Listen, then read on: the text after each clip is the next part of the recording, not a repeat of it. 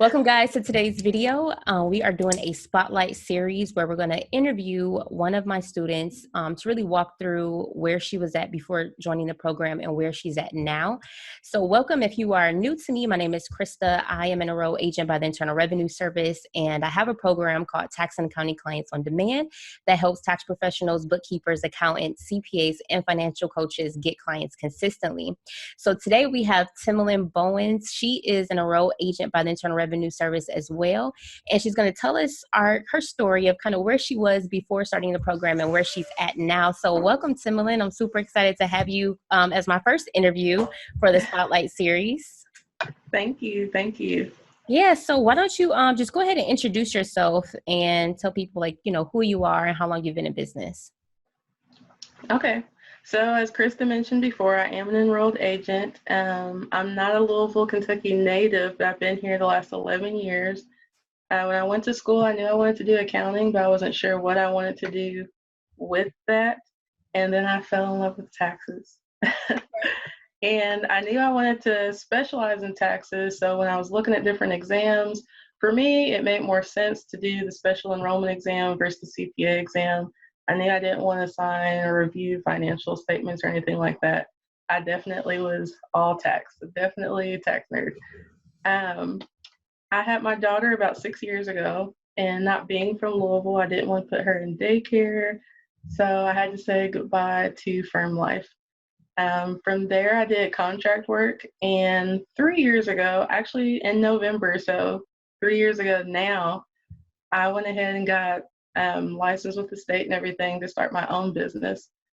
When I first started out, my daughter was home with me, kind of like a hybrid stay-at-home mom entrepreneur. And if somebody said they needed work done, I was like, oh, I can do that. Oh, I'll do that. Which was cool. And I got to like reconnect with a lot of different classmates, that type of thing. But with us not needing my income and just being so excited to do that type of work again, I wasn't priced right at all. I'm getting there now, though, thanks to the program. And I didn't really value my time the way I should have, which still goes back to the same thing. My daughter went to kindergarten this fall, and I've been watching Crysta for maybe 6 months. So I was like, this is who I want to work with. It was between her and somebody else. And I was like, I want to work with her. So a month before school started, I got into the program. And when I started, I actually was almost at ground zero. I remember my first call with Crysta. She laughed. She was like, what? You fired everybody? But it was pretty mutual. I just let engagements expire so I could be fresh in the gym. Uh-oh. It's feedback. Is it feedback on your side? Mm-mm. When you first sat up, there was. Testing, 1, 2, 3, testing. Okay, there you go. Just went away. Okay, so I like what you said that you were a hybrid stay-at-home mom. So it's like you were working at home, but you were still, you were home, you were present, being a mom, but you were still kind of working. So how are you able to kind of like balance like being a stay-at-home mom and also building this business on the side? I don't know if there's really any true balance. Because I think any woman that's a mom and starts a business has to deal with that mom guilt while they're building their business, but especially when their child is right there at home. But she did enjoy telling people that she was my business partner. She has actually gotten me a client. So we would be out places and I would just need a change of scenery. And she would be looking at people and she'd be like, well, what are you doing? She's like, well, we're working. We do bookkeeping, we do taxes, and like starting the conversation. So, there was my marketing right there. But I still struggle with it sometimes, balancing that and building my business. Right, the family. Yeah, but I'm sure it definitely helps, like the fact that you're able to be more home as opposed to like leaving, going to work, working a 9 to 5, and then coming back. You still kind of get that connection like throughout the day. Yeah, Almost. definitely. Yeah. As far as, okay, so you said that you already had pretty much clients. You had already built up like a client base, but you were saying that you didn't value, just your pricing. You didn't value your time. So when you started, before you joined the program, you had pretty much was starting to phase out everybody, or pretty much you said their engagements were expiring and you just didn't decide Yes. to renew them. So after, well, let's go back to when you're before. So before, how many clients had built up to before, and how much like monthly revenue were you making before you joined? I think I was around 6 steady. And I say around 6 because I had some people that were kind of DIY, but then they blew up the phone line, didn't want to pay. Yeah, so they were a client, but not, you know what I mean? I think anybody starting out knows exactly what I'm talking about. So I think I had about 6, but I was only pulling in like 1,500 a month. So I wasn't making anything for the work that I was putting in. Right. And And that's those were outside 6 of bookkeeping taxes. clients. Yes. Okay. So you were charging about like 250 per month per client. Yeah. Okay. And before you were working with me, like how many strategy sessions were you having like on a week to week basis, which is prospects? I don't even think I could say week to week. Like I was having them every blue moon. Like because I thought people knew what I did and I didn't need to put it out there. So I wasn't actively going for them like the way the program equips you to do. Okay. So maybe like 2 or 3 a month, maybe. Got you. Okay. All right. So let's talk about after you joined the program. So we kind of talked about before the program. So you were like, I built it up to 6 clients. Was they were paying about 250 a month, and you still feel like it wasn't priced on value. They were taking up a lot of time for the price for what the investment was to work with you, and that you have really built it up to about 80, 89 tax clients. So after you joined the program, how many clients were you able to get from the time that you joined up into present day? That first month, I was able to sign one who is going to be $600 reoccurring. So I was pretty content after the first month. I was like, okay, this is working. Now, let's see. So July, August, September, October. I think when I just looked, I have made, I just look, I've made $12,700. And I have 4 clients, but of course, I've done a tax return here and there, but with these tax returns I've done since July, they've been priced correctly. They've been priced where I'm comfortable, or like I'm not going to resent these people later. And I feel like my time and work was actually valued. Right. So where you priced at now for your tax preparation? I'm doing the per the form method. I struggled with that before. Now I do the pricing per the form method. I struggled with that before because I was like, oh, these people have children, like they shouldn't be charged more because they have children, that type of thing. But then after, I can't remember which module in the program I was looking at, and I was like, but I'm bringing them more value by doing this form for them. So they actually aren't being punished and having to pay more because I'm putting in more work for them to get them a better deduction.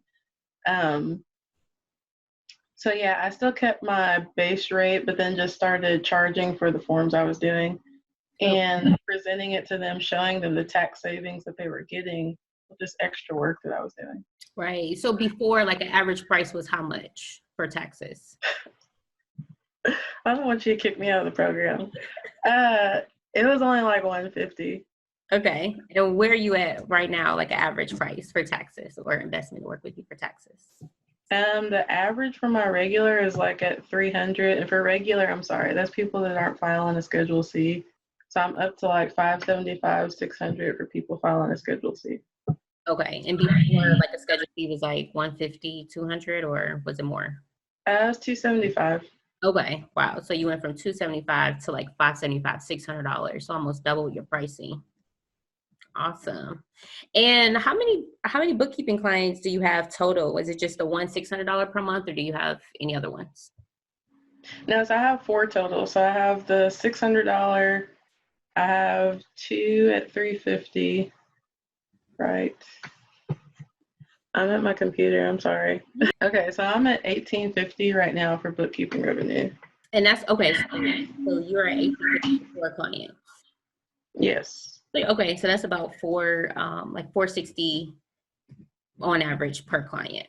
Okay, got you. And before it was like 250. So you've also doubled your bookkeeping average price per client, as Yes. well as your tax average price per client. Okay, awesome. And I'm actually not doing as much work. Before I was almost doing like CFO stuff, and I was like, what's life? Because I was doing pricing, not like value-based pricing. I was doing it like kind of like on transaction. I was like, I'm providing them way more value than this. I'm not only reconciling their bank account. So Right. So after joining the program, so before you were like you would maybe have 2 to 3 conversations with potential clients per month on average, at any given moment, when you want to ramp up more calls, how many potential clients can you get on the phone per week now on average? I would say it's been consistent, like 5 to 10. I have not always been consistent doing my homework, so I don't want to give that disclaimer. It could be more, but But just with you not being consistent, it could be anywhere between 20 and 30 potential people that you'll speak to per month. yes. Okay. And like based upon, because I know, obviously you started after tax season and you still been able to get some tax work, as well as some bookkeeping clients. But just with the strategies that you learned, how do you think it's going to affect this upcoming tax season with clients? Like, how many more clients do you feel, just based upon your projections, how many people you've already been currently speaking to? How do you think this tax season is going to turn out for you? I think it's going to turn out well. I yet have to send out like tax savings letters to see if people want to return with me. But with people that have already heard the new price model, have agreed to it, I was looking at it because I was like, wow, like I thought I'd have more bookkeeping clients, but actually I'm already projected to make over, it's not quite $11,000 off of 20 tax clients next year. So I was like, you know what? I need to get my systems ready for tax season. Because I'm not good with the bookkeeping during tax season. So that's what I've been focusing on. I think it'll be really good though, because I would much rather do those 20 people than a whole lot of little ones. Right. Right. Got you. Okay. So it's just more quality over quantity for you at this point. Yeah. Got you. And what's your niche, just so people can know what niche did you focus on? Or are you focused on? So really I'm focused on like direct sellers by IRS definition, which most people don't know that definition. Right. It's like, what is the So direct? yeah, I work mostly with people in sales that get a 1099. So like your insurance agents, medical sales reps, and I have some network marketers. Okay. Awesome. And then like, what part of the program do you feel helped you the most? I was thinking about that. I couldn't pinpoint it on one thing, but everything that I thought about pointed back to the community. Mm, Like I think it's really the community. It's nice to have that balance. So it's not just like a mom group, but it's nice to still have those moms that are building their business while they have little people at home, because you're like, okay, this isn't realistic because they get where I'm coming from. But then we also have men in the group, and then we have older moms in the group. So I think that balance of, okay, we have our vets, we have our rookies, what's realistic? Like, have I lost my passion? Like, these rookies are out here really getting it. Yeah, I really love the group. okay. And you're talking more specifically like like the Facebook private mastermind group and the Yes. coaching calls, or like the hybrid, or mostly the private Facebook group? I would say a hybrid, because on the calls there are things that like I haven't thought about. I'm like, oh, that was a really good question. Mhm. Because you really don't get to a point where like you know it all. Right. Because even when you go through the program, like I said, I haven't done all my homework. Maybe I can use that time to like catch up on sending my prospect messages. Um, and it really helps to, I'm trying to think of the word I want to use. Like I know what I'm talking about when I help somebody else in the group. Because people ask questions like, oh, I know the answer to that. I know how to do that. And it's like, oh, like I do know what I'm talking about. Why am I only charging these clients this much? Yes, yes. I'm knowledgeable. Okay, I like that. All right, and then the last question is, what would you say to someone who is considering joining, whether they're a newbie or they're seasoned? What would you say to them if they're sitting on the fence right now and they're like, I don't know if this is for me? What message or what advice would you give them? I would tell them to follow you, because I mean, that's what I did. I think in this age of online coaching, everybody's probably a little skeptical. Um, but it's definitely worth the investment if you're willing to put in the time as well as your money. It's not like a cure-all, like you pay this money and everything just like you get a guide, kind of like a roadmap to like help you scale your business to where you want it. So you do still have to put in the work. Right. Okay. That's stuff. Well, awesome. Thank you, Similan. I think that was all of my questions. You've done very well, and I know just with your tenacity and just how you just show up, I already know like next year is just gonna be banger for you. So I'm excited to see. I'm ready. I'm excited to see. It's like bittersweet, right? A little bit, because it's like the business is continuing to grow, but then it's like the time management, and then the dealing with the family and dealing with life, right? Like it's like Yeah. it's a bittersweet balance. But I feel like you guys have been really doing a really good job just troubleshooting, like just being resourceful, like figuring it out. And I think I attribute a lot of my success to just being resourceful. Like, I'm gonna figure this out. I don't like the problem, and now we gotta find a solution, whether it's finding somebody else with a solution or creating the solution. But I feel like you guys have been really good with that. And then just being supportive in a group. So I appreciate that too. So thank you. You're welcome. Thank you. And scene. Thank you.